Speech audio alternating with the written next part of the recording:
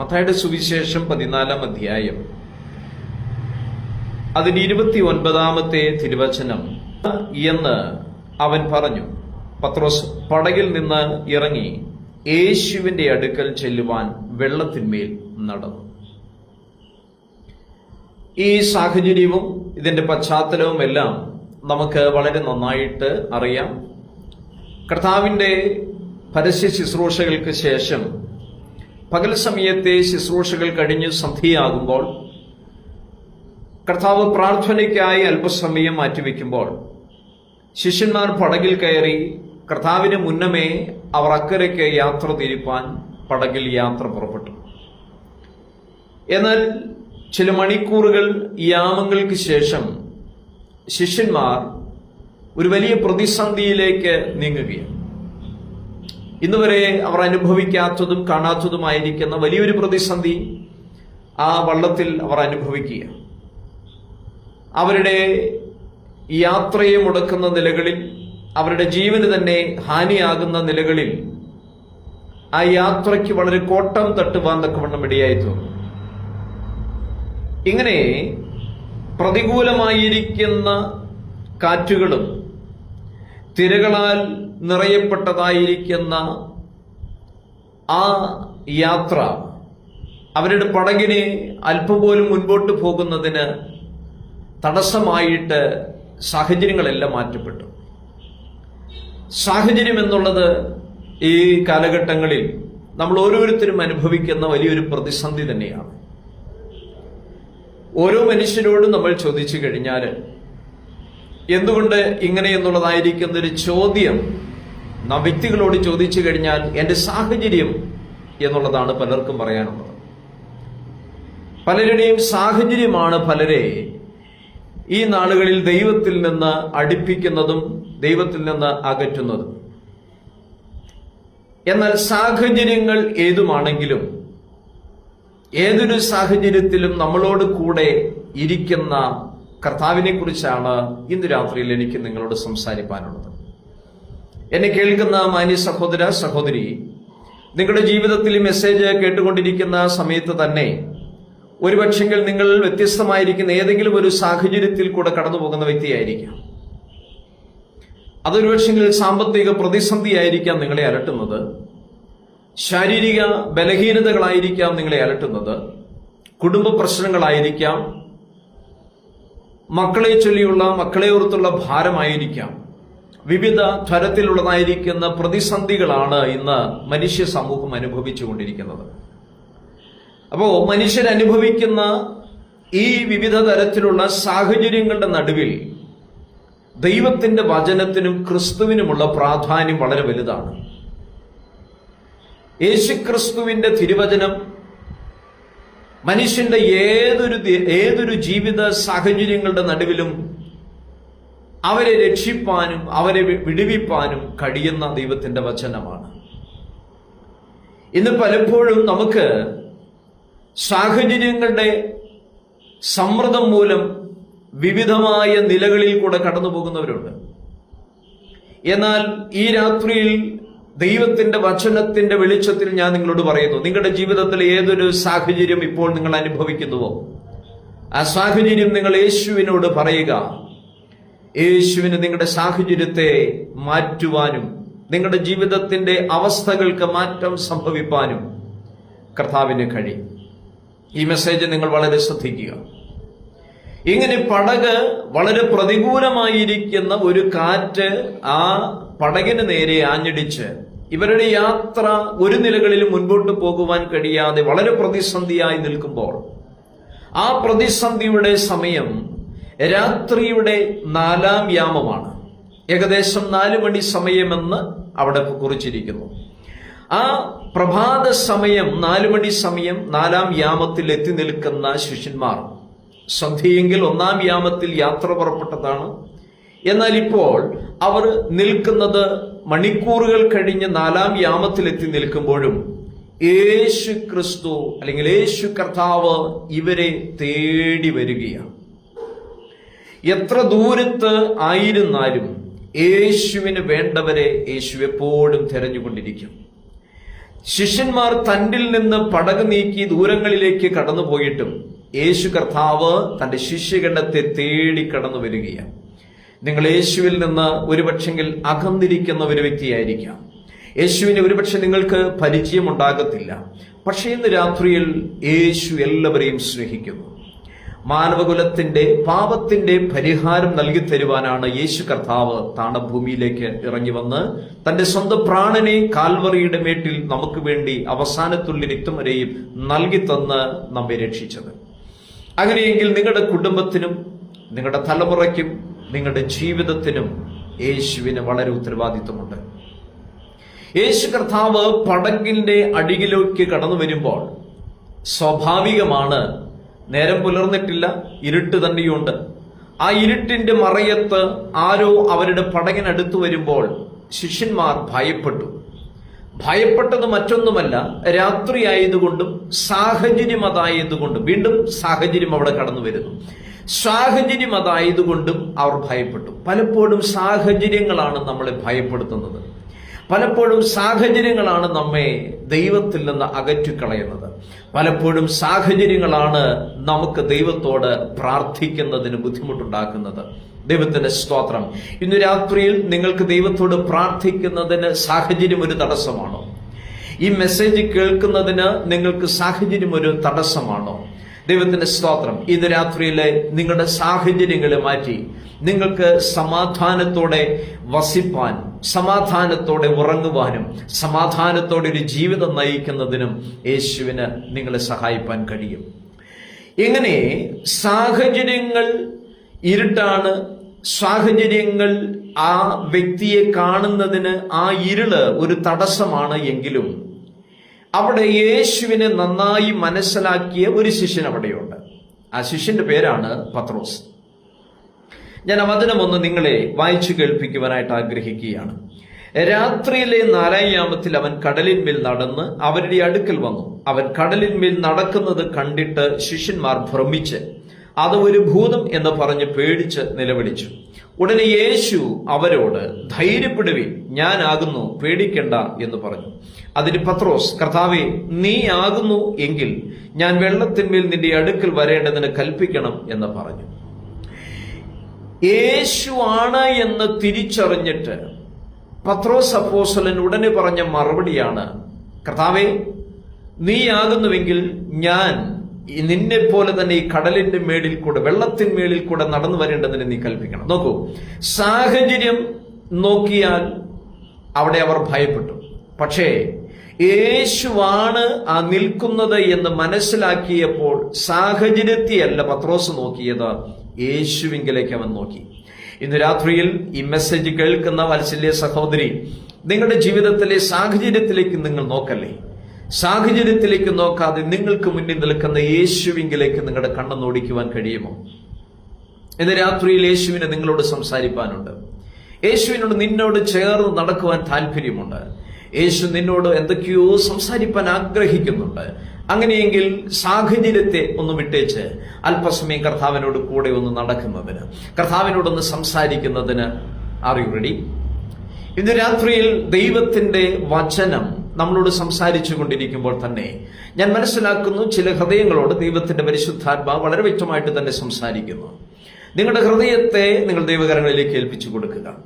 അപ്പോൾ ഇന്ന് രാത്രിയിൽ നമ്മൾ കേട്ടത്, ദൈവത്തിന്റെ സ്തോത്രം, ഇവിടെ പറയുന്നു സാഹചര്യം ഇരുളാണ്, സാഹചര്യം വളരെ വ്യത്യസ്തമാണ്. എങ്കിൽ പോലും ആ പത്രോസ് എന്ന മനുഷ്യൻ, അപ്പോസ്തലനായിരിക്കുന്ന പത്രോസ്, തന്റെ ചെറുപ്പകാലം മുതൽ ഈ പടകും ഈ തിരയും അല്ലെങ്കിൽ ഈ വെള്ളവുമായിട്ട് വളരെ അടുപ്പമുള്ള വ്യക്തിയാണ്. എന്ന് പറഞ്ഞാൽ ഈ സാഹചര്യങ്ങളായിട്ട് വളരെ ബന്ധമുള്ള ഒരു വ്യക്തിയാണ് പത്രോസ് എന്ന് പറയുന്ന മനുഷ്യൻ. പക്ഷേ ആ സാഹചര്യങ്ങളെല്ലാം വെച്ച് നോക്കുമ്പോൾ പത്രോസിന് ഭയപ്പെടുവാൻ കഴിയും. കാരണം ഈ വെള്ളത്തിന്റെ ഗലീല തടാകമാണ് എന്ന് നമുക്കറിയാം. ഈ വെള്ളത്തിന്റെ ആഴത്തെക്കുറിച്ചും ഈ വെള്ളത്തിൽ വീണുപോയാൽ എന്ത് സംഭവിക്കും എന്നതിനെക്കുറിച്ചും മറ്റുള്ളവരെക്കാൾ ഒരുപിടി നന്നായി അറിയാവുന്ന ഒരു ശിഷ്യനാണ് അപ്പോസ്തലനായിരിക്കുന്ന പത്രോസ്. പക്ഷേ ആ പത്രോസ് തന്നെ യേശുവിനോട് പറയുകയാണ്, കർത്താവേ, നീ ആകുന്നുവെങ്കിൽ ഞാൻ നടന്നു വരാം. ദൈവത്തിന് സ്തോത്രം. സാഹചര്യത്തെ നമ്മൾ നോക്കുമ്പോൾ കഴിഞ്ഞ കാലഘട്ടങ്ങളിൽ ഇതേ സാഹചര്യത്തിൽ കൂടെ ഞാൻ കടന്നുപോയപ്പോൾ ആ സാഹചര്യം എന്നെ ഭയപ്പെടുത്തിയതാണ്. ആ സാഹചര്യം എന്നെ വിഴുങ്ങിക്കളയുമെന്ന് ഞാൻ പലപ്പോഴും ചിന്തിച്ചതാണ്. കഴിഞ്ഞ നാളുകളിൽ ഇതേ അസുഖത്തിൽ ഞാൻ വന്നപ്പോൾ ഞാൻ തകർന്നു പോകുമെന്ന് ചിന്തിച്ചതാ. ഇതേ അസുഖം എന്നെ മരണക്കിടക്കയിലേക്ക് കൊണ്ടുപോകുമെന്ന് ചിന്തിച്ചതാ. പക്ഷേ സാഹചര്യം തോറ്റു, കർത്താവ് ജയിച്ചു. ഒരാമേൻ പറയാൻ പറ്റുമോ? ദൈവത്തിന് സ്തോത്രം. സാഹചര്യമല്ല നിന്റെ ഭാവി നിർണയിക്കുന്നത്, ദൈവമാണ് നിന്റെ ഭാവി നിർണയിക്കുന്നത്. ദൈവമാണ് നിന്റെ ഭാവിയെക്കുറിച്ച് കരുതുന്നത്, സാഹചര്യമല്ല നിന്റെ ഭാവിക്ക് വേണ്ടി കരുതുന്നത്. ഇന്നു രാത്രിയിൽ എന്നെ കേൾക്കുന്ന വാത്സല്യ സഹോദരങ്ങളോട് ഞാൻ പറയട്ടെ, പത്രോസ് യേശുവിനെ കണ്ട മാത്രയിൽ സാഹചര്യങ്ങളെ അവൻ മറന്നു. സാഹചര്യങ്ങൾക്ക് അവൻ വില കൽപ്പിച്ചില്ല. സാഹചര്യങ്ങൾക്ക് വില കൊടുക്കുന്നവൻ ഒരിക്കലും ജീവിതത്തിൽ വിജയം കൈവരിക്കത്തില്ല. ദൈവത്തിന് പ്രാധാന്യം കൊടുക്കുന്ന വ്യക്തികളാണോ നിങ്ങൾ ജീവിതത്തിൽ വിജയം കൈവരിക്കുവാനിടയായി തീരും. പത്രോസ് പറഞ്ഞു, യേശുവേ, കർത്താവേ, നീ ആകുന്നുവെങ്കിൽ ഞാനും വരാൻ തയ്യാറാണ്. ഞാൻ ആ ഭാഗം അവിടെ ഒന്ന് നിർത്തിയിട്ട് മറ്റു ചില ഭാഗങ്ങളിലേക്കൊന്ന് കടന്നു പോയിട്ട് ഓടി മടങ്ങി വരുവാനായിട്ട് ആഗ്രഹിക്കുകയാണ്. ആരും ചാനൽ വിട്ടു പോകരുത്. വളരെ ശ്രദ്ധയോടെ എന്നെ കേൾക്കണമേ. ദൈവത്തിന് സ്തോത്രം. ഇവിടെ യേശു കർത്താവ് അടുത്ത വചനത്തിൽ പറയുകയാണ്, വരിക എന്ന് അവൻ പറഞ്ഞു. എന്ന് പറഞ്ഞു കഴിഞ്ഞാൽ ആ യേശു കർത്താവ് തന്റെ അടുക്കലേക്ക് വരുവാൻ ആഗ്രഹിച്ച പത്രോസ് അപ്പോസ്തലനോട് പറയുകയാണ്, come and join with me. നീ എന്നോട് കൂടെ വന്ന് എന്റെ ഉദ്യമത്തിൽ നീയും പങ്കുചേരുക. ദൈവത്തിന് സ്തോത്രം. എന്ന് പറഞ്ഞാൽ അതിന് ഒരു അതോറിറ്റി കർത്താവ് തന്റെ പ്രിയ ശിഷ്യനായിരിക്കുന്ന പത്രോസിന് കൊടുക്കുകയാണ്. ഈ ഒരു അതോറിറ്റി ദൈവമക്കളായിരിക്കുന്നവർ, എന്നെ കേൾക്കുന്നവർ, നിങ്ങൾക്ക് കർത്താവ് തന്നിട്ടുണ്ട്. നിങ്ങളൊരു ദൈവ പൈതലാകുന്നുവെങ്കിൽ നിങ്ങൾക്ക് ഈ ഒരു അതോറിറ്റി കർത്താവ് തന്നിട്ടുണ്ട്. ഞാൻ ഒന്ന് രണ്ട് വചനങ്ങളൊന്ന് വായിച്ച് നിങ്ങളെ കേൾപ്പിക്കുവാൻ കർത്താവിൽ ഞാൻ ആശ്രയം വെക്കുകയാണ്. 10-ാം അധ്യായം, മത്തായിയുടെ സുവിശേഷം 10-ാം അധ്യായത്തിലേക്ക് നമ്മൾ വരുമ്പോൾ അതിന്റെ 1-ാമത്തെ തിരുവചനത്തില് ഇപ്രകാരം ഒരു വചനം നമുക്ക് കാണുവാനായിട്ട് കഴിയുന്നുണ്ട്. 10-ാം അധ്യായത്തിന്റെ 1-ാമത്തെ തിരുവചനം. അനന്തരം അവൻ തന്റെ 12 ശിഷ്യന്മാരെയും അടുക്കൽ വിളിച്ച് അശുദ്ധാത്മാക്കളെ പുറത്താക്കുവാനും സകലവിധ ദീനവും വ്യാധിയും സൗഖ്യമാക്കുവാനും അവർക്ക് അധികാരം കൊടുത്തു. ശിഷ്യഗണത്തിന് കൊടുക്കുന്ന അധികാരമാണ്. എന്തൊക്കെയാണ്? അശുദ്ധാത്മാക്കളുടെ മേല്, ദീനത്തിന്മേല്, വ്യാധികളിന്മേല് എന്ന് പറഞ്ഞാൽ രോഗമായി ബന്ധപ്പെട്ട വിഷയങ്ങളുടെ മേൽ യേശു കർത്താവ് തന്റെ ശിഷ്യന്മാർക്ക് ഒരു അതോറിറ്റി കൊടുക്കുക, അധികാരം കൊടുക്കുകയാണ്. ലൂക്കോസിന്റെ സുവിശേഷത്തിലേക്ക് നാം കടന്നു വരുമ്പോൾ അവിടെയും മറ്റൊരു ഭാഗം നമുക്ക് കാണുവാൻ കഴിയുന്നുണ്ട്. 10-ാം അധ്യായം അതിന്റെ 19-ാമത്തെ തിരുവചനത്തിലേക്ക് വരുമ്പോൾ നമുക്കെല്ലാവർക്കും വളരെ സുപരിചിതമായിരിക്കുന്ന ഒരു തിരുവചന വേദഭാഗമാണ് നമുക്കവിടെ കാണുവാനായിട്ട് കഴിയുന്നത്. പാമ്പുകളെയും തേളുകളെയും ശത്രുവിന്റെ സകല ബലത്തെയും ചവിട്ടുവാൻ ഞാൻ നിങ്ങൾക്ക് അധികാരം തരുന്നു. ഒന്നും നിങ്ങൾക്ക് ഒരിക്കലും ദോഷം വരുത്തുകയും ഇല്ല. ദൈവത്തിന് സ്തോത്രം. പ്രകൃതിപരമായിരിക്കുന്ന ചില കാര്യങ്ങളെ ഓർമ്മപ്പെടുത്തിക്കൊണ്ട് പറയുക. എന്നാൽ പ്രകൃതി എന്ന് പറയുമ്പോൾ തന്നെ മറ്റ് സൃഷ്ടിപ്പുകളുടെ പേരുകളാണ് അവിടെ പരാമർശിക്കുന്നതെങ്കിലും ദൈവത്തിന്റെ സ്തോത്രം, പല സൃഷ്ടിപ്പുകളെ, ദൈവം സൃഷ്ടിച്ച പല സൃഷ്ടിപ്പുകളെ ഇന്ന് ശത്രു കരത്തിലെടുക്കുന്നുണ്ട്. ശത്രുവിന്റെ ആയുധമായിട്ട് ശത്രു എടുക്കുന്നുണ്ട്. അതുകൊണ്ട് കർത്താവ് പറയുന്നു, ഇവയുടെ മേലും ഞാൻ നിങ്ങൾക്ക് അതോറിറ്റി തരിക, അധികാരം ഞാൻ നിങ്ങൾക്ക് തരികയ. മർക്കോസിന്റെ സുവിശേഷത്തിലേക്ക് നമ്മൾ കടന്നു വരുമ്പോൾ 6-ാം അധ്യായം, മർക്കോസിന്റെ സുവിശേഷം 6-ാം അധ്യായം അതിന്റെ 7-ാമത്തെ തിരുവചനത്തിലേക്ക് നമ്മൾക്ക് വരാം. 7-ാമത്തെ തിരുവചനം, മർക്കോസിന്റെ സുവിശേഷം 6-ാം അധ്യായം 7-ാമത്തെ തിരുവചനം. അനന്തരം അവൻ 12 അടുക്കൽ വിളിച്ച് അവരെ 2 പേരെ വീതം അയച്ചതു തുടങ്ങി. അവർക്ക് അശുദ്ധാത്മാക്കളുടെ മേൽ അധികാരം കൊടുത്തു. ഇവിടെ കാണുന്നു, അശുദ്ധാത്മാക്കളുടെ മേൽ അവൻ അധികാരം കൊടുത്തു. ദീനത്തിന്മേൽ, വ്യാധികളിന്മേൽ അധികാരം കൊടുത്തു. ദൈവത്തിന്റെ സ്തോത്രം. സൃഷ്ടിപ്പുകൾ, ഇന്ന് ഇവിടെ സൃഷ്ടികളെ അല്ലെങ്കിൽ സൃഷ്ടിപ്പുകളെ വണങ്ങുന്ന ഒരു സമ്പ്രദായമുണ്ട്. എന്നാൽ കർത്താവ് കാലങ്ങൾക്ക് മുന്നമേ അതിന്മേലുമുള്ള അധികാരം കൊടുത്തു. മൂന്നാമതായി നമ്മൾ കണ്ടു, അശുദ്ധാത്മാക്കളുടെ മേൽ കർത്താവ് അധികാരം കൊടുത്തു. ഞാൻ ഈ വാക്യങ്ങളൊക്കെ നിങ്ങളെ വായിച്ചു കേൾപ്പിച്ചത് എനിക്ക് മറ്റൊരു കാര്യം നിങ്ങളോട് ബോധിപ്പിക്കുവാൻ, അറിയിക്കുവാൻ വേണ്ടിയിട്ടാണ്. യേശു കർത്താവ് തന്റെ ശിഷ്യനായിരിക്കുന്ന പത്രോസിനെ ആ കടലിൻ മീതെ, വെള്ളത്തിൻ മീതെ നടന്നു വരുവാൻ വിളിക്കുമ്പോൾ, കം എന്ന് പറയുമ്പോൾ തന്നെ അതിനകത്തൊരു അധികാരം ആ ശിഷ്യന്മേൽ കൊടുക്കുകയാണ്. ദൈവത്തിന് സ്തോത്രം. കാരണം ഒരു സാധാ മനുഷ്യനായിരിക്കുന്ന, ഒരു മുക്കുവനായിരിക്കുന്ന പത്രോസ് എന്ന് പറയുന്ന ആ മനുഷ്യന്, ആ വ്യക്തിക്ക് ഒരു കടലിന്മീതെ കഴിഞ്ഞ നാളുകളിൽ തന്റെ ചെറുപ്രായം മുതൽ കടലുമായി വളരെ ബന്ധപ്പെട്ട് കിടക്കുന്ന, റിലേറ്റഡ് ആയിരിക്കുന്ന പത്രോസിന്റെ ലൈഫ്, പത്രോസിന് ഒരിക്കലും ഇതുപോലെ നടക്കുവാൻ കഴിഞ്ഞിട്ടില്ല. കാരണം പത്രോസിന് ഒരുപക്ഷെ നീന്തുവാൻ കഴിയുമായിരിക്കാം, എല്ലാം ഒരുപക്ഷെ സാധ്യം. പക്ഷേ വെള്ളത്തിന്മീതെ നടക്കുന്നതൊഴിച്ച് പത്രോസ് വെള്ളത്തിന്മീതെയുള്ള മറ്റു പല കാര്യങ്ങളും ഒരുപക്ഷെ ചെയ്യുമായിരിക്കാം. പക്ഷേ ഇവിടെ ഈ കാലഘട്ടങ്ങൾ മുഴുവനും പത്രോസിന് ഇല്ലാത്തതായിരിക്കുന്ന ഒരു വ്യത്യസ്തമായ ഒരു അനുഭവത്തിലേക്ക് കർത്താവ് തന്നെ വിളിക്കുകയാണ്. ദൈവത്തിന് സ്തോത്രം.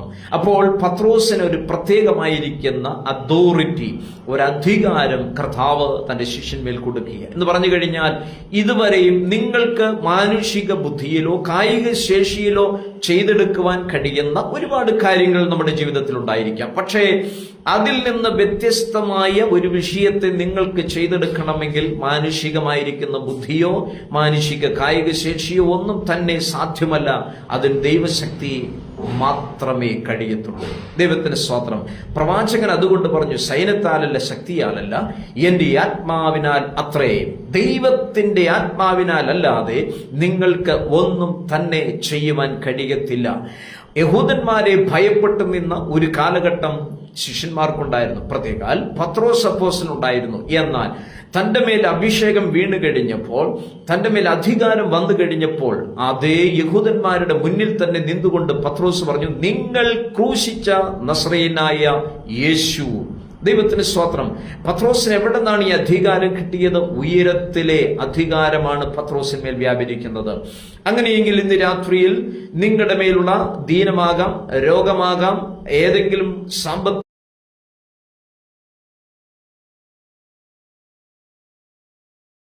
വിഷയങ്ങളായിക്കോട്ടെ, മറ്റേത് വിഷയങ്ങളുമാകട്ടെ, നിങ്ങളുടെ മേൽ ഉയരത്തിലെ ശക്തി വ്യാപരിച്ചു കഴിഞ്ഞാൽ, ഈ വചനം കേട്ടുകൊണ്ടിരിക്കുമ്പോൾ തന്നെ നിങ്ങളിൽ പരിശുദ്ധാത്മാവിന്റെ സാന്നിധ്യം ഇറങ്ങുമ്പോൾ, നിങ്ങളുടെ മേൽ ഹല്ലേലൂയ ഇന്ന് രാത്രിയിൽ നിങ്ങളെ വലിച്ചു മുറുക്കി കെട്ടുന്ന, നിങ്ങളെ ഭാരപ്പെടുത്തുന്ന, നിങ്ങളെ വേദനിപ്പിക്കുന്ന, നിങ്ങളെ ഒരടി പോലും മുൻപോട്ട് പോകുവാൻ കഴിയാതെ കണ്ട് നിങ്ങളെ പിന്നോട്ട് വലിക്കുന്ന ശക്തികളുടെ മേൽ ഒരു അധികാരം സ്വർഗം തലാൻ പോകുകയാണ്. ദൈവത്തിന്റെ സ്തോത്രം.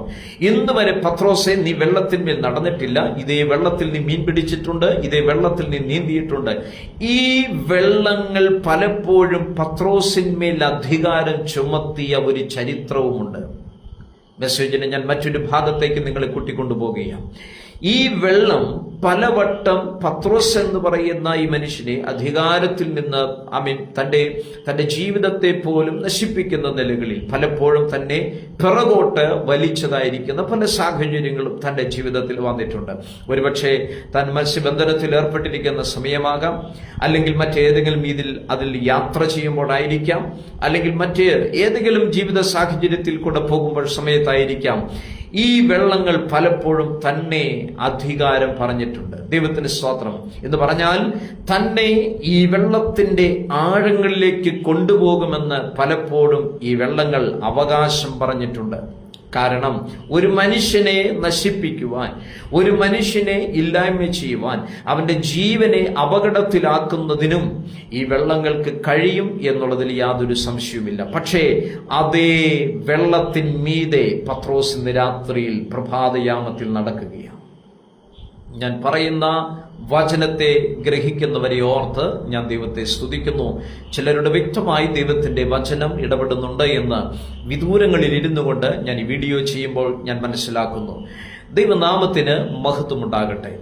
പത്രോസിനെ കഴിഞ്ഞ നാളുകളിൽ വിഴുങ്ങുവാൻ നോക്കിയ, പത്രോസിനെ കഴിഞ്ഞ നാളുകളിൽ മുൻപോട്ട് വിടുവാൻ ബുദ്ധിമുട്ടുകൾ ഉണ്ടാക്കിയ, പത്രോസിനെ കഴിഞ്ഞ നാളുകളിൽ മറ്റുള്ളവരിൽ നിന്ന് നാണക്കേടുണ്ടാക്കുന്ന നിലകളിൽ പത്രോസ് പറയുന്ന ഒരു കാര്യമുണ്ട്. രാത്രി മുഴുവനും അധ്വാനിച്ചിട്ട് ഞാൻ പരാജയപ്പെട്ടു പോയി എന്ന് കർത്താവിന്റെ അടുക്കൽ പറയുന്ന ഭാഗമുണ്ട്. ദൈവത്തിന്റെ സ്തോത്രം. രാത്രി മുഴുവനും അധ്വാനിച്ച പത്രോസ് നിരാശയോടെ കർത്താവിന്റെ അടുക്കൽ വന്ന് പറയുന്ന ഭാഗം എന്ന് പറഞ്ഞാൽ, പത്രോസ് എവിടെയാണോ കഴിഞ്ഞ നാളുകളിൽ ലജ്ജിക്കപ്പെട്ടത്, കഴിഞ്ഞ നാളുകളിൽ എവിടെയാണ് പത്രോസ് നിരാശയോടെ നിന്നത്, കഴിഞ്ഞ നാളുകളിൽ എവിടെയാണ് പത്രോസിന്റെ ജീവനെ അപകടത്തിലാക്കുമെന്ന് പറഞ്ഞത്, അതേ വെള്ളങ്ങളുടെ മീതെ പത്രോസ് ഇന്ന് നടക്കുവാൻ തുടങ്ങുകയാണ്. ദൈവത്തിന്റെ സ്തോത്രം. എന്നെ കേൾക്കുന്ന വാത്സല്യ സഹോദര സഹോദരി, ദൈവത്തിന്റെ ആത്മാവ് നിങ്ങളോട് തന്നെ പറയുന്നു, നിങ്ങളെ കഴിഞ്ഞ നാളുകളിൽ അപകടത്തിലാക്കുമെന്നോ, നിങ്ങളെ കഴിഞ്ഞ നാളുകളിൽ വെല്ലുവിളിച്ചതും നിങ്ങളെ നശിപ്പിച്ചു കളയുമെന്നും, നിങ്ങളുടെ ജീവന് പോലും നിങ്ങളുടെ കുടുംബത്തിന് പോലും ഹാനി വരുത്തുമെന്നും, തലമുറകളെ പോലും ഹാനി വരുത്തുമെന്ന് പറഞ്ഞതായിരിക്കുന്ന ചില സാഹചര്യം, ഐ റിപ്പീറ്റ് അഗെയിൻ, സാഹചര്യം, ചില സിറ്റുവേഷൻസ് ഇന്ന് രാത്രിയിൽ സ്വർഗം പറയുന്നു, ആ സിറ്റുവേഷന്റെ മേലെ, ആ സാഹചര്യത്തിന്റെ മേലെ നടക്കുവാനുള്ള ഒരു അഭിഷേകം സ്വർഗം ഇന്ന് രാത്രിയിൽ നിങ്ങൾക്ക് ഹാൻഡ് ഓവർ ചെയ്യുകയാണ്. ദൈവത്തിന് സ്തോത്രം.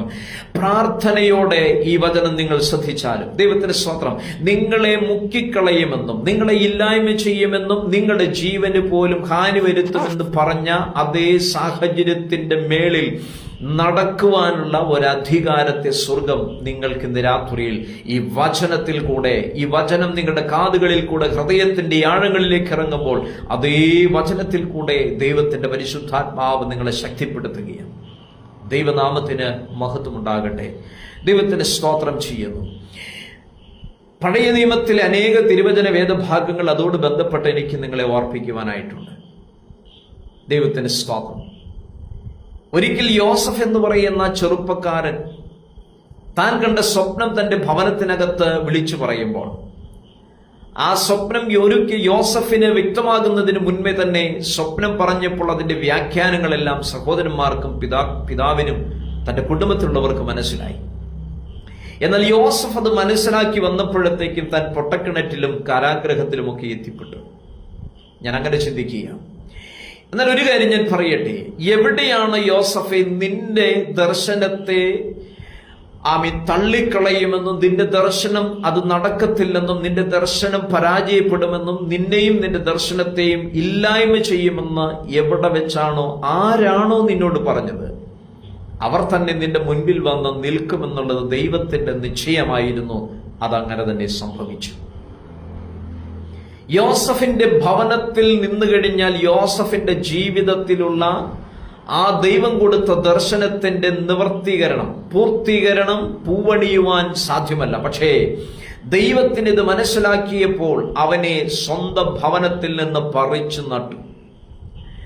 അബ്രഹാം പിതാവിനെയും തന്റെ ദേശക്കാരുടെയും ചാർച്ചക്കാരുടെയും ഭവനത്തിലുള്ളവരുടെയും അടുക്കൽ നിന്ന് ദൈവം എടുത്ത് പറിച്ചു നട്ടതിന്റെ കാരണം അവനൊരു വാഗ്ദത്തമുള്ളവനായിരുന്നതുകൊണ്ടാണ്. ഇന്ന് രാത്രിയിൽ എന്നെ കേൾക്കുന്ന വാത്സല്യ സഹോദരങ്ങളോട് ഞാൻ പറയട്ടെ, നീ ഒരു വാഗ്ദത്ത സന്തതിയാണ് എങ്കിൽ, നീയോ നിന്റെ കുടുംബമോ നിന്റെ തലമുറകൾക്കോ, എന്നെ കേൾക്കുന്ന സഹോദരങ്ങളെ, നിങ്ങൾ ഒരു വാഗ്ദത്ത സന്തതിയാകുന്നുവെങ്കിൽ നിങ്ങൾക്കൊരു പറിച്ചു നടലുണ്ട്. നിശ്ചയം ദൈവം നിങ്ങളെ പറിച്ചു നടുക തന്നെ ചെയ്യും. നിങ്ങളായിരിക്കുന്ന ഈ സാഹചര്യം, ഇതിനെ ചൊല്ലി നിങ്ങൾ ഭാരപ്പെടണ്ട, ഇതിനെ ഓർത്ത് നിങ്ങൾ ടെൻഷൻ അടിക്കണ്ട. ദൈവത്തിന്റെ സമയമാകുമ്പോൾ നിങ്ങളുടെ ജീവിതത്തിൽ ഒരു മാറ്റം സംഭവിക്കും. നിശ്ചയം. ദൈവത്തിന്റെ സ്തോത്രം. യോസഫിന്റെ ജീവിതത്തിൽ തന്റെ ഭവനത്തിൽ സഹോദരങ്ങളോടൊപ്പം നിന്നു കഴിഞ്ഞാൽ തന്റെ ജീവിതത്തിലെ ദർശനം പൂവണിയാൻ ബുദ്ധിമുട്ടാണ്. യോസഫിനെ ദൈവം പറിച്ചു, അവിടെ നിന്ന് നട്ടു. ദൈവത്തിന് സ്തോത്രം. തന്റെ മേൽ കൊടുത്തതായിരിക്കുന്ന വാഗ്ദത്തം പൂർത്തീകരിപ്പാൻ താൻ മിസ്രൈം എന്ന് പറയുന്ന ദേശത്ത് എത്തിപ്പെടേണ്ടതായിട്ട് വന്നു. ദൈവനാമത്തിന് മഹത്വം ഉണ്ടാകട്ടെ.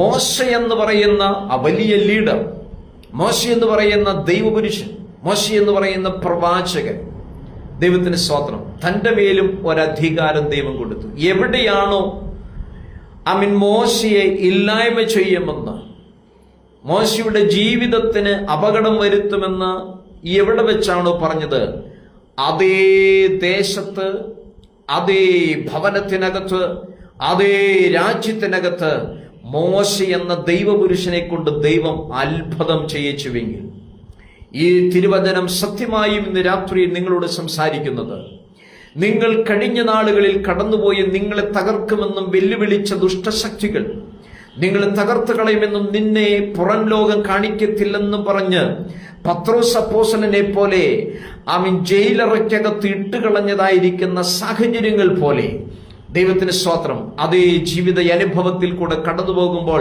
മോശയോട് കൊടുത്ത വാക്തത്വം പോലെ, മോശേ നിന്നെ എവിടെയാണോ തകർത്ത് കളയുമെന്ന് പറഞ്ഞത്, മോശെ നിന്നെ എവിടെയാണോ കൊന്നുകളയുമെന്ന് അന്വേഷിച്ച് നടന്നവരുടെ നടുവിൽ തന്നെ സ്വർഗം അവനെ കൊണ്ട് അത്ഭുതങ്ങൾ ചെയ്യിപ്പിച്ചു. ആമേൻ, പ്രൈസ് ദി ലോർഡ്. നീ എവിടെ നിന്നെ ഇല്ലായ്മ ചെയ്യുമെന്നും നിന്റെ ശുശ്രൂഷയെ തകർത്ത് കളയുമെന്നും നിന്റെ വിശ്വാസ ജീവിതത്തെ ഇല്ലായ്മ ചെയ്യുമെന്നും ശത്രു വെല്ലുവിളിച്ചത് എവിടെയാണോ അതിന്റെ നടുവിൽ തന്നെ സ്വർഗം നിന്നെ കൊണ്ട് വലിയ ചെയ്യിപ്പിക്കും. ആമേൻ. പറയുവാൻ എത്ര പേർക്ക് കഴിയും? ഫറവോൻ അന്വേഷിച്ച് നടക്കുക, എവിടെയാ എബ്രായ ബാലൻ പിറന്നത്? ഈ മോശ എന്ന് പറയുന്ന ഒരു വ്യക്തിക്ക് വേണ്ടിയിട്ട് മിസ്രയീം ദേശത്ത് ഈജിപ്ത് നദിയിൽ കൂടെ ശിരസറ്റ ശരീരങ്ങൾ, കുഞ്ഞുങ്ങളുടെ ശരീരങ്ങൾ ഒഴുകിയത് അനേകായിരങ്ങളാണ്. തേടിയത് മോശയ, പക്ഷെ കിട്ടിയില്ല. അവൻ ആ ഫറവോന്റെ മുന്നിൽ കൂടെ തന്നെ കളിച്ചു നടന്നു.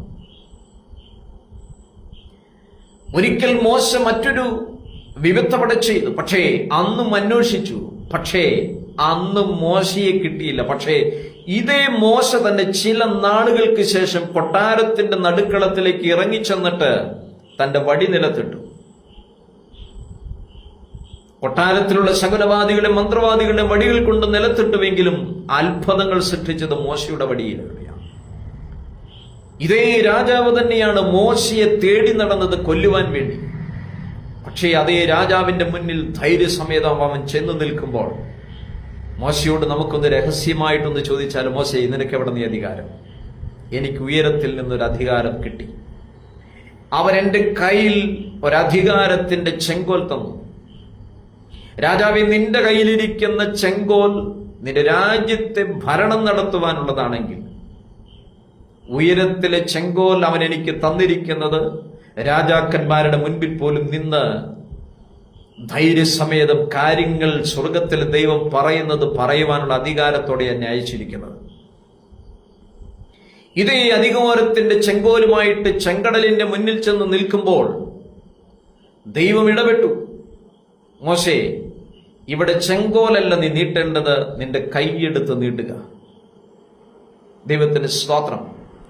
ഒരു മനുഷ്യനെ ദൈവം ആദരിക്കണമെന്നും ഉയർത്തണമെന്നും ആഗ്രഹിക്കുമ്പോൾ സാഹചര്യങ്ങളല്ല അവിടുത്തെ വിഷയം. കൊട്ടാരം ഇന്നലകളിൽ നിന്നെ കൊല്ലുവാൻ നോക്കി നടന്നതാണെങ്കിൽ, കൊട്ടാരത്തിലെ ജീവിതം നിന്നെ ഒരുപക്ഷെ ഭീഷണിപ്പെടുത്തിയതാണെങ്കിൽ, രാജാവ് നിന്നെ തേടി കൊല്ലുവാൻ നടന്നതാണെങ്കിൽ, അതേ കൊട്ടാരത്തിൽ മോശെ നീ കയറി നിന്ന് ദൈവനാമത്തിന് വേണ്ടി പ്രവർത്തിക്കും. എത്ര പേര് ഈ വചനത്തെ ഏറ്റെടുക്കുന്നുണ്ട്? ഒരാമേൻ പറയുവാൻ പറ്റുമോ? ഇന്നലകളിൽ നീ സാഹചര്യങ്ങൾക്ക് വേണ്ടി സാഹചര്യങ്ങളെ ഓർത്ത് ഭാരപ്പെട്ടതെങ്കിൽ, അതേ സാഹചര്യത്തിന്റെ നടുവിൽ നിന്ന് മോശ എന്ന് പറയുകയാണ്, യഹോവയാം ദൈവത്തിന്റെ നാമത്തിൽ ഞാൻ നിന്റെ മുന്നിൽ വന്നിരിക്കുന്നത്.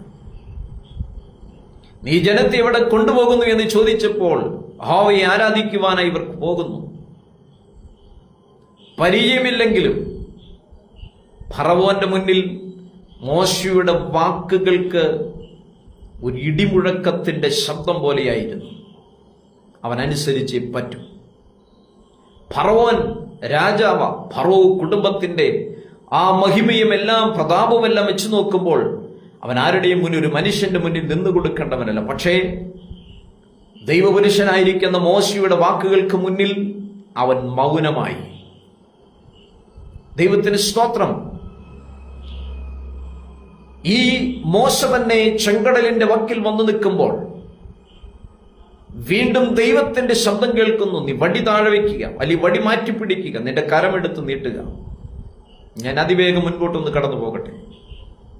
മോശയെ കൊണ്ട് ദൈവം അത്ഭുതങ്ങൾ ചെയ്തു. ആ വെള്ളങ്ങൾ നിന്നെ മുക്കിക്കളയുമെന്ന് പിറകെ നിന്ന് അച്ചാച്ചന്മാരും അമ്മാമ്മമാരും പലപ്പോഴും രഹസ്യമായിട്ട് പറഞ്ഞു, ഞങ്ങളെ കൊല്ലുവാനല്ലേ നീ കൊണ്ടുവന്നത്? എടാ, നിന്നെ കൊല്ലുമെന്ന് പറഞ്ഞെടുത്ത് അതിന്റെ നടുവിൽ കൂടെ നിന്നെ നടത്തുന്ന സ്വർഗമാണ് നിന്നോട് കൂടെയുള്ളത്. നിന്നെ നശിപ്പിക്കുമെന്ന് പറഞ്ഞതിന്റെ മേളിൽ കൂടെ നടത്തുവാൻ കഴിയുള്ളവനാ എന്റെ സ്വർഗം. ആമേൻ. എത്ര പേര് പറയുന്നുണ്ട്? പിറകെ നിന്നതായിരിക്കുന്ന ഇസ്രായേൽ ജനം ആരൊക്കെയോ മാറി മാറി നിന്നുകൊണ്ട് പറഞ്ഞു, ഈ മോശയ്ക്ക് മറ്റു ഒരു പണിയുമില്ലേ, ഞങ്ങളെ അവിടെ കിടന്നതായിരുന്നു, ഇഷ്ടംപോലെ ആഹാരമുണ്ടായിരുന്നു, എന്തിനാ ഞങ്ങളെ ഇങ്ങോട്ട് കൊണ്ടുവന്നത്? ഈ ചെങ്കടലിൽ കൊണ്ടുവന്ന് മുക്കിക്കളയാണ്. നിന്നെ മുക്കിക്കളയുമെന്ന് കമന്റ് അടിച്ചവരുണ്ട്, നിന്നെ കൊണ്ട് ഒന്നിനും കൊള്ളത്തില്ലെന്ന് പറഞ്ഞവരുണ്ട്, മോശ നിനക്കൊരു ശുശ്രൂഷയില്ലെന്ന് പറഞ്ഞവരുണ്ട്. അവന്റെ മുന്നിൽ ദൈവം നിന്നെ മാനിക്കാൻ പോവുകയാണ്. നീ കരമൊന്ന് നീട്ടിക്ക്, നിനക്ക് വേണ്ടി ഞാൻ അത്ഭുതം പ്രവർത്തിക്കും.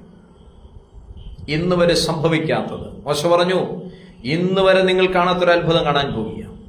ഇതിന്റെ ആത്മാവ് ഈ മെസ്സേജ് കേട്ടുകൊണ്ടിരിക്കുന്നവരോടൊക്കെ സംസാരിക്കുന്നു. ഇന്ന് വരെ കാണാത്ത ഒരു അത്ഭുതം നടക്കും. ഇന്ന് വരെ നിന്റെ ജീവിതത്തിൽ കാണാത്ത ഒരു അത്ഭുതം നടക്കും. നാളുകളിൽ നീ സാക്ഷ്യം പറയും നിങ്ങളുടെ ജീവിതത്തിൽ നടന്ന അത്ഭുതങ്ങളെ കുറിച്ച്. ദൈവത്തിന് നന്ദിയോടെ സ്തോത്രം. നിന്റെ സാഹചര്യമല്ല ഇവിടുത്തെ വിഷയം. സാഹചര്യം നോക്കിയാൽ കൊട്ടാരത്തിൽ പോകത്തില്ല, സാഹചര്യം നോക്കിയാൽ വടിയെടുക്കത്തില്ല, സാഹചര്യം നോക്കിയാൽ ചെങ്കടൽ മുറിക്കത്തില്ല. പക്ഷേ സാഹചര്യങ്ങൾക്ക് അതീതമായി ദൈവം ഇറങ്ങി പ്രവർത്തിച്ചു. ഓടി ഞാൻ ദാവീദിലേക്ക് വരികയാണ്. സാഹചര്യം നോക്കിയാൽ ദാവീദേ, നിനക്കൊരിക്കലും ശൗലിന്റെ മുന്നിൽ നിൽക്കാൻ പറ്റത്തില്ല. പക്ഷേ ആ സാഹചര്യത്തിന്റെ നടുവിൽ തന്നെ ഒരു സ്നേഹിതന് ദൈവം അവന് കൂട്ടായി കൊടുത്തു. മറ്റാരുമല്ല, ദേശത്തെ രാജാവായിരിക്കുന്ന ശൗലിന്റെ മകനെ തന്നെ ദാവീദിന്റെ സ്നേഹിതനായി കൊടുത്തു. ഈ സ്നേഹിതൻ നല്ലൊരു സ്നേഹിതനാണ്. ഇവൻ പലവട്ടം ദാവീദ് ഡൗൺ ആയിരിക്കുമ്പോൾ തന്നെ വന്ന് പറയും, ദാവീദേ, നീ ഭയപ്പെടല്ലേ, നീ ഭാരപ്പെടല്ലേ, നീ ഒരു രാജാവാകും, നീ ആ കസേരയിൽ ഇരിക്കും. ഈ കാലഘട്ടങ്ങളിലാണെങ്കിൽ ഒറ്റിക്കൊടുത്തേനെ. പക്ഷേ അവൻ അറിയാവുന്നൊരു കാര്യം, അഭിഷേകമുള്ളവന്റെ കൂടെ നിന്നു കഴിഞ്ഞാൽ നാളെ മാനിക്കപ്പെടും. ദാവീദ് സാഹചര്യങ്ങളെ കണ്ട് ഭയപ്പെട്ടില്ല. സാഹചര്യം നോക്കിയപ്പോൾ സഹോദരങ്ങൾ ഭയപ്പെട്ടു നിൽക്കുന്നു, സാഹചര്യം നോക്കിയപ്പോൾ ദേശത്തെ രാജാവ് ഭയപ്പെട്ടു നിൽക്കുന്നു, മറ്റു ഭടന്മാർ ഭയപ്പെട്ടു നിൽക്കുന്നു. പക്ഷേ മുൻപോട്ട് നോക്കിയ സാഹചര്യവും തന്നെ ഭയപ്പെടുത്തുന്ന സാഹചര്യം. പക്ഷെ ആ സാഹചര്യത്തിന്റെ നടുവിൽ ദാവീദ് പറഞ്ഞു, ജീവനുള്ള ദൈവത്തിന്റെ സേനയെ, അവരൊറ്റ വാക്കിൽ അതുവരെയും ഉച്ചത്തിൽ ആക്രോശിച്ചുകൊണ്ട് ശബ്ദമുയർത്തിക്കൊണ്ട് ഭീഷണിയുടെ ശബ്ദം മുഴക്കിയ ഫിലിസ്തീന്റെ വാക്കുകൾക്ക് വിരാമം കുറിച്ചു. നീ വിശ്വാസത്തോടുകൂടി സാഹചര്യത്തിന്റെ നടുവിൽ നീ സേവിക്കുന്ന ദൈവം ആരെ എന്ന് ഉറക്കെ ഒന്ന് ഡിക്ലെയർ ചെയ്യുവാൻ കഴിഞ്ഞാൽ അപ്പോൾ ഷട്ടറിടും ശത്രുവിന്റെ അധരങ്ങൾക്ക്. സാഹചര്യങ്ങൾ അപ്പോൾ തന്നെ അവിടെ അടയപ്പെടും. ആ സാഹചര്യം നിന്നെ കൊല്ലുവാനാണ് വിളിച്ചത്. ഒരു നായയുടെ അടുക്കൽ വരുന്നത് പോലെ നീ കല്ലുമായി വരുന്നോ എന്ന് ചോദിക്കുമ്പോൾ നിസ്സാരമായിട്ട് അവനെ കണ്ടത്. ദൈവത്തിന്റെ വൈദ്യുതി അഭിഷേകമുള്ളവൻ ലോകത്തിന് നിസ്സാരനായി തോന്നും. പക്ഷേ അവന്റെ അധരത്തിൽ നിന്ന് പുറപ്പെടുന്ന വാക്കുകൾക്ക് ദൈവത്തിന് സ്തോത്രം, ശത്രുവിന്റെ മണ്ഡലത്തെ പോലും തകർത്ത് കളയുവാനുള്ള അധികാരത്തിന്റെ പവറുണ്ട്. ദൈവത്തിന് സ്തോത്രം. ഇതേ അധികാരമാണ് സിംഹക്കുട്ടിൽ കിടക്കുമ്പോഴും ദാനിയേലിന്റെ മേൽ വ്യാപരിച്ചത്. ചരിത്രത്തിൽ ഇന്ന് വരെ സിംഹത്തിന്റെ കുട്ടിൽ കിടന്ന ഒരു ചരിത്രമില്ല. കഴിഞ്ഞ ദിവസം നമ്മൾ വാർത്തകളിൽ കണ്ടതാണ്, മൃഗശാലയിൽ കടുവയുടെ കൂട് ക്ലീൻ ചെയ്യാൻ കയറിയ സ്ഥിരം ജോലിക്കാരനായിരിക്കുന്ന അദ്ദേഹത്തെ കടുവ ഒന്ന് ആക്രമിച്ചു. വാർത്തകളിൽ നിറഞ്ഞു നിന്നൊരു കാര്യമാണ്. ഇത്രയേറെ പരിചയസമ്പന്നനായിരിക്കുന്ന വ്യക്തി, എക്സ്പീരിയൻസ് ഉള്ള വ്യക്തി, അതിനെ നിത്യം പരിപാലിക്കുന്ന വ്യക്തി അതിനെ ആക്രമിച്ചു. ഒരു പരിചയവുമില്ലാത്ത ദാനിയേൽ സിംഹക്കൂട്ടിലേക്ക് കടന്നു ചെല്ലുമ്പോൾ ആ സിംഹങ്ങളുടെ വായ സ്വർഗം അടച്ചതിന്റെ പിന്നിലെ കാരണം ദാനിയേലിനൊരു അതോറിറ്റി ദൈവം കൊടുത്തിട്ടുണ്ട്. അവന്റെ ശരീരത്തിലെ ഒരു രോമത്തിന്മേൽ പോലും തൊടുവാൻ ദൈവം ആ വന്യമൃഗങ്ങളെ അനുവദിച്ചില്ല. കാരണം അധികാരമുള്ളവൻ അതിന്റെ നടുവിലിറങ്ങി നിൽക്കുമ്പോൾ ഒന്നും അനങ്ങത്തില്ല. ഞാൻ അതിവേഗം മടങ്ങി വരികയാണ്. ദൈവത്തിന് സ്തോത്രം. പത്രോസിനോട് പറഞ്ഞൊരു കാര്യം, പത്രോസേ, നീ എന്റെ അടുക്കിലേക്ക് വാ. Come and join with me. നീ എന്നോട് കൂടെ നടക്കുവാൻ നീ എന്റെ അടുക്കിലേക്ക് വരിക. ഈ അധികാരം കർത്താവ് തന്റെ ശിഷ്യനായിരിക്കുന്ന പത്രോസിന്മേലേക്ക് പകർന്നു കൊടുക്കുമ്പോൾ അതിന്മേലിൽ ഞാൻ കുറെ വചനങ്ങൾ നിങ്ങളെ വായിച്ചു കേൾപ്പിച്ചു. അശുദ്ധാത്മാക്കളുടെ മേൽ, ദീനത്തിന്മേൽ, വ്യാധികളുടെ മേൽ, പാമ്പിന്മേൽ, തേളുകളിന്മേൽ, ശത്രുവിന്റെ സകല അധികാരത്തിന്മേൽ, അശുദ്ധാത്മാക്കളുടെ മേൽ, ഇങ്ങനെ പല നിലകളിലുള്ള കാറ്റഗറിയിൽ വരുന്ന പലതിന്റെയും മേൽ കർത്താവ് തന്റെ ശിഷ്യഗണത്തിന് അധികാരം കൊടുത്തു. ഈ അധികാരങ്ങളെല്ലാം അവിടെ കർത്താവ് കൊടുക്കുന്നത് മറ്റൊന്നിനുമല്ല, ഇവയുടെ മേലെല്ലാം ഒരിക്കൽ സ്വർഗം അധികാരം കൊടുത്തിരുന്നതാണ്. ഉൽപ്പത്തി പുസ്തകത്തിൽ 1-ാം അധ്യായം 25 മുതലുള്ള വാക്യങ്ങൾ നമ്മൾ വായിച്ചു വരുമ്പോൾ മനുഷ്യന്റെ സൃഷ്ടിപ്പിനെ കാണുകയാണ്. അവിടെ നമ്മൾ പ്രത്യേകമായി കാണുന്ന ഒരു വിഷയമുണ്ട്. മനുഷ്യനെ ദൈവം തന്റെ സാദൃശ്യത്തിലും സ്വരൂപത്തിലും സൃഷ്ടിച്ചതിന് ശേഷം സകലത്തിന്മേലും വാഴുവാനുള്ള അധികാരം കൂടെ ദൈവം കൊടുത്തിരുന്നു. വാഴുക, റൂളിംഗ്, അതൊരു പവറാണ്, ഒരു അതോറിറ്റിയാണത്. രാജാക്കന്മാർക്ക് ഒരു രാജ്യത്തെ റൂൾ ചെയ്യുന്നതിനുള്ള ഒരു അധികാരം പോലെ God has given the authority to man. എല്ലാ അധികാരങ്ങളും ദൈവം മനുഷ്യന് കൊടുത്തു. എന്നാൽ അധികാരങ്ങൾ പലപ്പോഴും നമ്മുടെയെല്ലാം ജീവിതത്തിൽ നഷ്ടപ്പെട്ടത് ജീവിതത്തിൽ വന്നതായിരിക്കുന്ന ഏതൊക്കെയോ വിഷയങ്ങളുടെ മേലുള്ള കുറവുകളായിരിക്കാം, പോരായ്മകളായിരിക്കാം, പാപങ്ങളായിരിക്കാം. എന്നാൽ കർത്താവ് പത്രോസിനെ വിളിക്കുമ്പോൾ പറയുക, മറ്റ് ശിഷ്യന്മാരെ വിളിക്കുമ്പോൾ പറയുക, നഷ്ടപ്പെട്ട സകല അധികാരങ്ങളും ഞാൻ നിങ്ങൾക്ക് തരികയാണ്. ഇവയുടെ മേലെല്ലാം വാഴുവാനുള്ള അധികാരം ഞാൻ ഒരിക്കൽ നിങ്ങൾക്ക് തന്നിരുന്നതാണ്. പക്ഷേ മനുഷ്യൻ അനുസരണക്കേട് മൂലം, പാപം ചെയ്തതുമൂലം മനുഷ്യൻ ആ അധികാരങ്ങളെല്ലാം നഷ്ടപ്പെടുത്തി കളഞ്ഞപ്പോൾ തന്റെ ശിഷ്യഗണങ്ങളെ വിളിച്ചിട്ട് പറയുന്നു, ഞാൻ നിങ്ങൾക്ക് അധികാരം നൽകുകയാണ്. കർത്താവ് സ്വർഗാരോഹണം ചെയ്യുന്നതിന് മുൻപേ പറഞ്ഞൊരു കാര്യമുണ്ട്. എന്നാൽ ഈ അധികാരങ്ങൾ നിങ്ങളുടെ മേലുള്ളപ്പോൾ തന്നെ നിങ്ങൾ ശക്തി ലഭിക്കണം. ഇന്ന് പലപ്പോഴും നമ്മുടെ മേൽ അധികാരം ഉണ്ടോ എന്ന് ചോദിച്ചാൽ അധികാരമുണ്ട്. പക്ഷേ അതിനെ കമാൻഡ് ചെയ്യുന്നതിനുള്ള പവർ നമ്മളിൽ കുറഞ്ഞു പോവുകയാണ്. പാമ്പുകളുടെ മേലും തേളുകളുടെ മേലും ശത്രുവിന്റെ സകലത്തിന്മേലും ചവിട്ടുവാനുള്ള അധികാരം പലപ്പോഴും നമുക്ക് ആ ഒരു കമാൻഡിങ് പവർ എവിടെയോ കുറഞ്ഞു പോകുന്നുവെങ്കിൽ ഓർക്കുക, അഭിഷേകത്തിന്റെ കുറവുകളുണ്ട്. പരിശുദ്ധാത്മാവിന്റെ അഭിഷേകത്തിന്റെ ശക്തിയുടെ കുറവ് പലപ്പോഴും പലതിനെയും നമുക്ക് കമാൻഡ് ചെയ്യുവാൻ കഴിയുന്നില്ല. ഒരു 3 ദിവസമോ 7 ദിവസമോ 21, 40 ഉപവസിച്ച് എഴുന്നേറ്റ് കഴിയുമ്പോൾ ഒരു പവർ നമുക്ക് എവിടെ നിന്നോ കിട്ടി. ഉയരത്തിൽ ശക്തി ലഭിച്ചു കഴിഞ്ഞപ്പോൾ നമ്മൾ പലതിനെയും നോക്കി കമാൻഡ് ചെയ്യുവാൻ തുടങ്ങി. പക്ഷെ എവിടേക്കോ നമ്മൾ ബലഹീനപ്പെട്ട് കഴിഞ്ഞപ്പോൾ കമാൻഡിങ് പവർ നമുക്ക് എവിടേക്കോ ലോസായി, നഷ്ടപ്പെട്ടു. ഇന്ന് രാത്രിയിൽ വചനം ശുശ്രൂഷിക്കുന്ന മാത്രയിൽ തന്നെ ഞാൻ നിങ്ങളോട് പങ്കുവയ്ക്കുന്നു, അതോറിറ്റി നിങ്ങളുടെ മേലുണ്ട്. നീ ഒരു ദൈവത്തിന്റെ പൈതലെങ്കിൽ, കർത്താവിന്റെ രക്തത്താൽ കഴുകപ്പെട്ട് ക്രിസ്തുവിനോട് ചേരുവാൻ നിങ്ങൾ വീണ്ടും ജനനം പ്രാപിച്ച വ്യക്തിയെങ്കിൽ, ബോൺ അഗെയിൻ ആണ് എങ്കിൽ, ഒരു കാര്യം നിശ്ചയം, നിങ്ങൾക്ക് ദൈവം അധികാരം തന്നിരിക്കുന്നു. പക്ഷേ അധികാരം നിങ്ങളിൽ നിന്ന് പുറപ്പെടണമെങ്കിൽ നിങ്ങളിൽ അഭിഷേകം ഉണ്ടാകണം. പരിശുദ്ധാത്മാവിന്റെ അത്യന്ത ശക്തി നിങ്ങളിൽ അതുണ്ടാകണം. പരിശുദ്ധാത്മാവിന്റെ അത്യന്ത ശക്തി നിങ്ങളിൽ ഉണ്ടെങ്കിൽ മാത്രമാണ് നിങ്ങൾക്ക് പലതിനോടും കമാൻഡ് ചെയ്യുവാൻ കഴിയത്തുള്ളൂ. തന്റെ ശിഷ്യനെ വിളിച്ചതായിരിക്കുന്ന യേശു കർത്താവ് ഇപ്രകാരം പറഞ്ഞു, പത്രോസേ വരിക. പത്രോസ് പടകിൽ നിന്ന് ഇറങ്ങി യേശുവിന്റെ അടുക്കൽ ചെല്ലുവാൻ വെള്ളത്തിന്മേൽ നടന്നു. ഞാൻ എൻ്റെ മെസ്സേജ് ആ ഒരു വാക്യം വരെ കൊണ്ടുവന്ന് ഞാൻ നിർത്തുകയാണ്. അടുത്ത ഭാഗം നമുക്ക് അതിന്റെ ആഴങ്ങളിലേക്ക് നോക്കിയ പത്രോസ് ഭയപ്പെട്ടു പോയതായി നമ്മൾ കാണുന്നുണ്ട്. ഞാൻ അതിലേക്ക് വരുന്നില്ല. നിങ്ങൾക്കൊരു മോട്ടിവേഷൻ, നിങ്ങൾക്കൊരു എൻകറേജ്മെന്റ് എന്ന നിലയിൽ മാത്രമാണ് ഞാൻ ഇവിടെ ഈ വചനം ഇന്ന് രാത്രിയിൽ ശുശ്രൂഷിക്കുന്നത്. ആ പടകിൽ നിന്ന് ഇറങ്ങി കാലെടുത്ത് വെച്ചതായിരിക്കുന്ന പത്രോസ്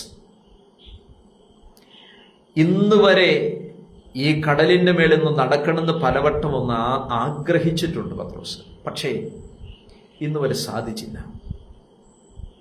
ചിലതിനെയൊക്കെ ഒന്ന് കമാൻഡ് ചെയ്യണമെന്നും ചിലതിന്റെ മേലെ നടക്കണമെന്നും വചനം എടുക്കുമ്പോൾ പലപ്പോഴും നമുക്ക് ആഗ്രഹമുണ്ട്, പലപ്പോഴും അത് സാധ്യമായില്ല. ഒരിക്കല് യോർദാൻ മറികടക്കേണ്ടതിന് യോശുവയും തന്നോടുകൂടിയുള്ള ജനവും ആവേശത്തോടുകൂടി നടന്നെടുത്ത് യോർദാന്റെ അടുക്കൽ വന്ന് നിൽക്കുമ്പോൾ കാണുന്ന കാഴ്ച യോർദാൻ കരകവിഞ്ഞ് ഒഴുകിക്കൊണ്ടിരിക്കുക. നമ്മൾ മലയാളികൾ അതിന് വളരെ ഓമനിച്ചൊരു പേരും കൂടെ ഇട്ടു, മരണ യോർദാൻ എന്ന്. ആ മരണ യോർദാൻ അക്കരെ കിടക്കുവാൻ എന്തുകൊണ്ടാണ് ഇത്ര പ്രയാസം? ഹെർമോൻ മലനിലകളിൽ നിന്ന് ഉരുകി ഇറങ്ങി വരുന്നതായിരിക്കുന്ന മഞ്ഞിന്റെ വെള്ളം, ആ വെള്ളം യോർദാൻ നദിയിൽ വന്ന് ഗലീല തടാകത്തിൽ വന്ന് അവിടെ നിന്ന് യോർദാൻ നദിയിൽ കൂടെ താഴോട്ട് ഒഴുകിയെത്തുന്നത് ചാവുകടലാണെന്ന് നമുക്കറിയാം. അതിവേഗം ശക്തിയോടുകൂടെ വലിച്ച് ഒഴുകി വരുന്നതായിരിക്കുന്ന ഈ യോർദാനിലെ വെള്ളത്തിൽ ഇറങ്ങിയാൽ, അല്ലെങ്കിൽ നമ്മുടെ ഭാഷയിൽ പറഞ്ഞതൊന്ന് വഴുതിപ്പോയാൽ അവൻ നേരെ ചാവുകടലിലേക്ക് ചെല്ലും. അർത്ഥം, അവൻ മരണം നിശ്ചയമായിരിക്കാം. ഇതുകൊണ്ട് തന്നെ നാം ഓരോരുത്തരും അതിനും മനോഹരമായിരിക്കുന്ന ഒരു പേരിട്ടു, മരണ യോർദാൻ. ഇങ്ങനെ യോശുവയും തന്നോട് കൂടിയുള്ള ജനവും ഒരുമിച്ച് യോർദാന്റെ വക്കിൽ വന്ന് നിൽക്കുമ്പോൾ അവിടെയും പടയതുപോലെ ചെങ്കടലിന്റെ വക്കിൽ നിന്ന് സ്വകാര്യം പറഞ്ഞ അച്ചാച്ചന്മാരും അമ്മാമ്മമാരും തമ്മിൽ പറഞ്ഞു, മോശ ഉണ്ടായിരുന്നെങ്കിൽ ഇപ്പോൾ യോർദാനെ ഒന്ന് വിഭാഗിച്ചേനെ. ആ വടി ഉണ്ടായിരുന്നെങ്കിൽ നമുക്ക് അക്കരെ എത്രയും വേഗം ഒന്ന് കിടക്കാമായിരുന്നു. പക്ഷേ മോശയില്ലല്ലോ. യോശുവ ദൈവസന്നിധിയില് പ്രാർത്ഥിക്കുമ്പോൾ കഴിഞ്ഞുപോയ നാളുകളിലെ പോലെയല്ല യോശുവേ നീ ഇന്നിവിടെ ചെയ്യുവാൻ പോകുന്നത്. കഴിഞ്ഞ നാളുകളിൽ മോശയെ കൊണ്ട് ഞാൻ ചെങ്കടലിനെ തുറപ്പിച്ചുവെങ്കിൽ ഇന്ന് ഞാൻ ആ അഭിഷേകത്തെ ജനങ്ങളിലേക്ക് പകരപ്പെടാൻ പോവുകയാണ്. മോശയോടുകൂടെ ശുശ്രൂഷയിൽ നിൽക്കുവാൻ ദൈവം തെരഞ്ഞെടുത്തതായിരിക്കുന്ന ചിലരവിടെയുണ്ട്. അവരിന്ന് യോശുവയോട് കൂടെ നിൽക്കുകയാണ്. യേശുവിടെ ദൈവത്തിന്റെ ആത്മാവ് പ്രകാരം യഹോവ ഇപ്രകാരം പറഞ്ഞു, നീ പെട്ടകം ചുമക്കുവാനുള്ളവരെ മുമ്പോട്ട് വിളിക്കുക. കൂടെ ഒരു കാര്യം കൂടെ പറയണം, പെട്ടകം കൂടെ അവരെടുത്ത് തോളിൽ വെച്ചോണം. ഈ പെട്ടകം തോളിലെടുത്ത് വെച്ച് അവർ മുൻപോട്ട് കടന്നു വന്ന് യോർദാന്റെ അടുക്കൽ വന്നു നിന്നു. യേശുവോട് ചോദിച്ചു, എന്താ യോശുവ പാസ്റ്റർ, എന്താ വിളിച്ചതിന്റെ കാരണം? ഞങ്ങൾ പെട്ടകം എടുത്തുകൊണ്ട് വന്നിരിക്കുക. ഈ യോർദാൻ ഇത്രത്തോളം കരകവിഞ്ഞൊഴുകുമ്പോൾ ഞങ്ങൾ എങ്ങനെയാണ് ഇതിനപ്പുറത്ത് പോകുന്നത്? ഇതുകൊണ്ട് എന്താ പ്രയോജനം? പല ചോദ്യങ്ങളായി. പക്ഷേ ദൈവത്തിന്റെ ആത്മാവ് പ്രകാരം യോശുവയോട് പറഞ്ഞു, ഇവരോട് ആ വെള്ളത്തിലോട്ട് ഇറങ്ങാൻ പറ.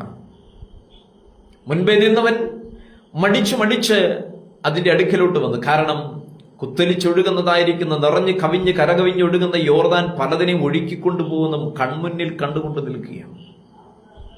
ഐ റിപ്പീറ്റ് അഗെയിൻ, സാഹചര്യം. മുൻപിൽ നിൽക്കുന്ന പെട്ടകം ചുമക്കുന്നവർ കാണുന്ന കാഴ്ച സാഹചര്യത്തെയാണ്.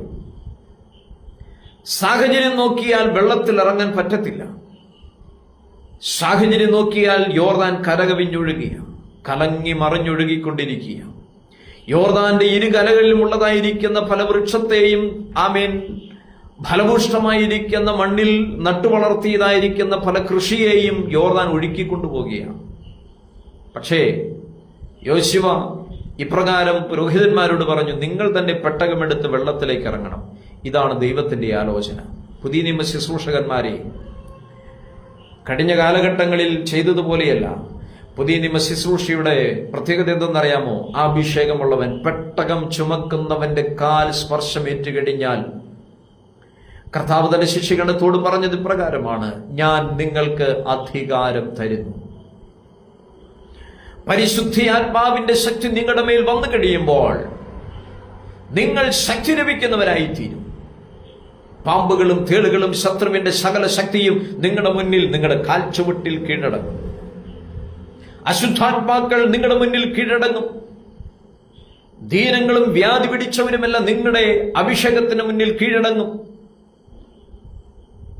ദുഷ്ടവ്യാപാര ശക്തികൾ നിങ്ങളുടെ കാൽച്ചുവട്ടിൽ കീഴടങ്ങും.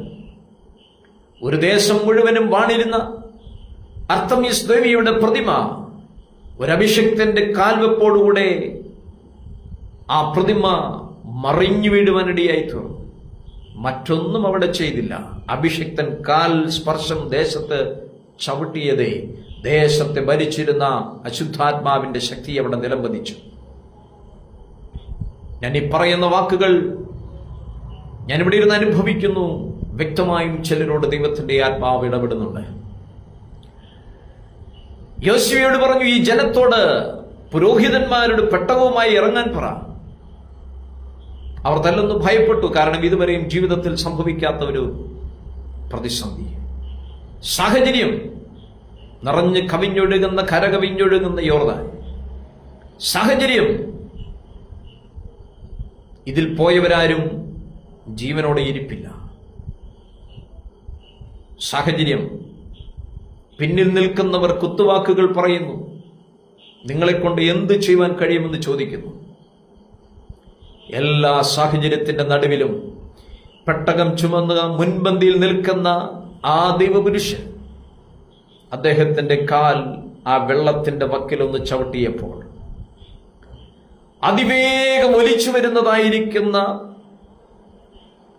ഗലീല തടാകത്തിൽ നിന്ന് നിറയപ്പെട്ട് കിടക്കുന്ന വെള്ളം യോർദാൻ നദിയിൽ കൂടെ അതിവേഗം ശീഘ്രം താഴോട്ട് ഒഴുകി വരുമ്പോൾ ആ വെള്ളത്തിന് എവിടെയോ ഒരു തടസ്സം നേരിട്ടതുപോലെ, ആ വെള്ളത്തിന്റെ കുത്തൊഴുക്കിന് എവിടെയോ ഒരു ഒഴുക്കിനൊരു മന്ദഗതിയിലുള്ള ഒരു അനുഭവം പോലെ, ആ വെള്ളം ആരോ പിടിച്ചു നിർത്തുന്നത് പോലെയുള്ള ഒരു അനുഭവം. ഈ മെസ്സേജ് ഒരു കുടുംബത്തോട് വ്യക്തമായി ഇടപെടുന്നുണ്ട്. നിന്നെ ഒഴുക്കിക്കളഞ്ഞു കൊണ്ടുപോകുമെന്ന് വെല്ലുവിളിച്ചതായിരിക്കുന്ന ചില സാഹചര്യത്തെ നീ അഭിഷേകത്തോടെ, പരിശുദ്ധാത്മാവിന്റെ അഭിഷേകത്തോടെ നിന്റെ വീടിനകത്തേക്ക് നീ പ്രവേശിച്ച് നിന്റെ കാലുകൾ നിന്റെ വീടിനകത്ത് ചവിട്ടുന്ന മാത്രയിൽ തന്നെ അതിനകത്തെ ഒഴുക്കുകൾ നിൽക്കാൻ പോവുകയാണ്. കുടുംബത്തെ, തലമുറകളെ, കുടുംബ ജീവിതത്തെ, സാമ്പത്തിക ഫിനാൻഷ്യൽ മേഖലയെ തകർത്തു കളയുമെന്ന് വെല്ലുവിളിച്ച ചില ശക്തിമണ്ഡലങ്ങൾ നിന്നെ ഒഴുക്കിക്കളയുമെന്ന് നീ നട്ടുപിടിപ്പിച്ച യോർദാന്റെ ഇരുകരകളും ഫലസമ്പുഷ്ടമാണ്. കൃഷിക്ക് നല്ല ഇടമാണ്. വേനൽക്കാലമാണ്. നല്ല നിലകളിൽ പൂത്തൊലഞ്ഞു നിൽക്കുന്ന, കതിരിട്ട് നിൽക്കുന്ന, പൂവണിഞ്ഞു നിൽക്കുന്ന പലതും ഇന്ന് യോർദാൻ നദിയിൽ ഒഴുകിപ്പോയിക്കൊണ്ടിരിക്കുകയാണ്. നിന്നെ ഒഴുക്കിക്കളയുമെന്ന്, നൈൽ നദിയിൽ കൂടെ നിന്നെ ഒഴുക്കിക്കളയുമെന്ന് പറഞ്ഞ രാജാവിന്റെ ഗർജനത്തെ പിടിച്ചു നിർത്തുവാൻ ഒരു ഞാങ്ങണയ്ക്ക് കഴിഞ്ഞുവെങ്കിൽ, ഒരു ഞാങ്ങണയെ പോലും സ്വർഗമാ നിനക്ക് വേണ്ടി സൃഷ്ടിച്ചിരിക്കുന്നത്. നിന്റെ കൈമേലൊരു അധികാരം ദൈവം തന്നിരിക്കുന്നത് എന്തിനാണെന്നറിയാവോ?